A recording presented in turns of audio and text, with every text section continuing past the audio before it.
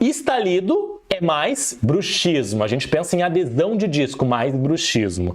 Estalo, a gente pode pensar num diagnóstico de deslocamento de disco com redução ou num diagnóstico de hipermobilidade. Crepitação, a gente pensa em processos degenerativos. Meu nome é André, sou dentista, professor e pesquisador de bruxismo aqui na Université de Paris, e neste canal eu ensino dentistas a terem segurança no diagnóstico e no tratamento do bruxismo, da DTM e das neuropatias. Então corre aqui e clica no botão de seguir, porque toda semana temos aula nova.